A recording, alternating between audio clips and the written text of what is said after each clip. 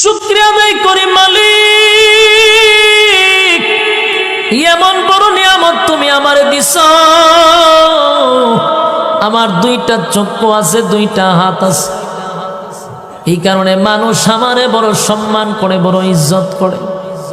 আমার হাত পা চক্ষু থাকার কারণে মানুষ আমার সঙ্গে বন্ধুত্ব করে।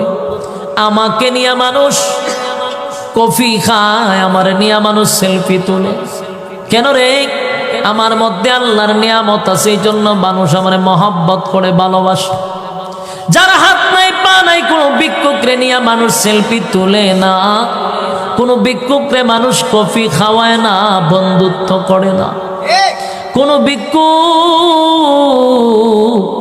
ভালো বাড়িতে বিয়া শাদিও করতে পারে না, কারণ তার মধ্যে আল্লাহর সেই নিয়ামত নাই যেই নিয়ামত আমার মধ্যে আছে। শুকরিয়া আদায় যদি করো, তাহলে তুমি বুঝতে পারবা কি পরিমাণ নিয়ামত আল্লাহ আমারে দিছে।